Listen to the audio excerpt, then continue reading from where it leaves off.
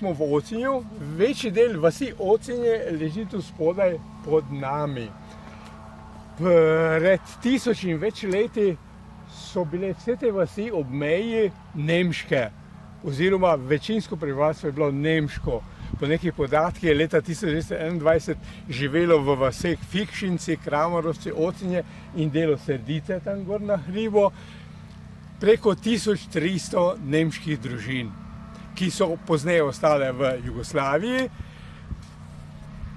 Med vojno so žal te nemške družine, to prebivalstvo preveč sodelovali z okupatorjem, s Tretjim rajhom, in je naša oblast, ki je takrat pač bila takšna, kot je bila, jih je vse pregnala.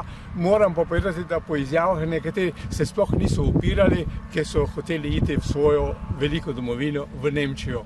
Tako da je ves ta prostor ostal skoraj da prazen in Jugoslavija je potem tukaj naselila brezdomce, koloniste iz drugih delov Slovenije, tako da so vasi kljub temu živele. Niso takšne, kot so nekoč, dosti manj je teh hiš in tako naprej, ampak kljub temu to še obstaja. Zdaj, kako smo doživljali okupacijo, jaz težko govorim, ker sem bil med okupacijo spočet, da tako povem.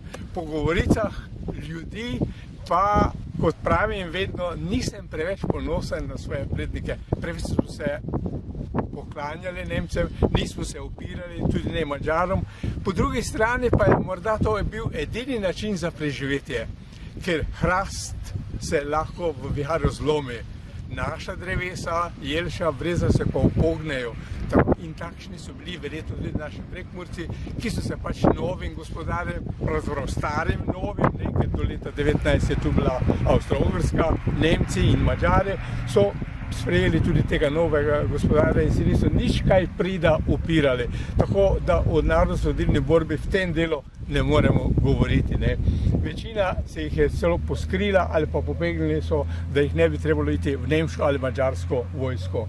Te vasi ob meji, ob Kučnici, sedanji meji, so bile v nemškem rajhu, ostali del od Lerave proti vzhodu pa je okupirala Madžarska. Pravijo, starejši, vsaj govorili so mi, da so Nemci bili boljši gospodarji, pa tudi žandarji oziroma policisti nemški niso bili tako nesramni, nasilni kot Madžari. Madžari so radi pretepali, karkoli, če si nisi dobro pravil pozdravo ali pa obrno, si že dobil z bikovko po glavi. Starejša ženska mi je pripovedovala, da je eden od njenih sinov bil v nemški vojski. Celo je bil, po tistih znakah, ko je rekla, je bil SS-ovec.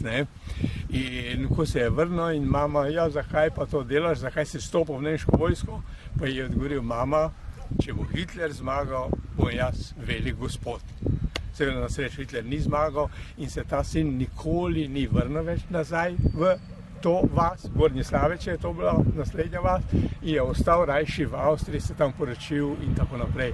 Tako da so imeli smo torej tudi take. Tudi tukaj so morda take bili, pa ne bi jih zdaj imenoval, ampak govorili so pa, da je bilo kar tega precej. Veste, vedno se najde, v vsakem režimu se najde nekdo, ki se zna s tem ukoristiti.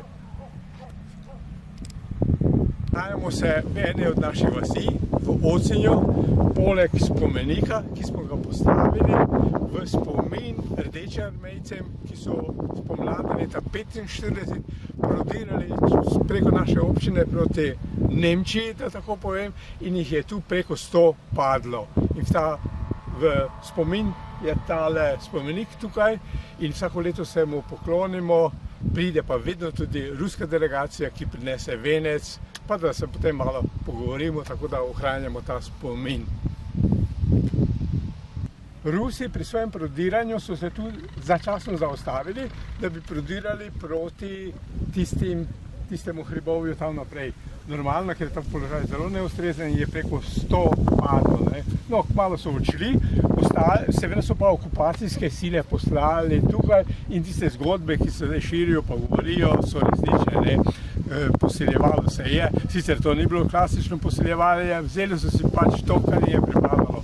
Moram povedati, da sem govornica starejših, lahko poseljevali vse vprek, pač pa poročenih žen načeloma se niso dotikali. In moja mama, ki je bila v strahu, ker očeta ni bilo doma, je vzela soseda, da se je predstavljal za moža, tako da so jo pustili.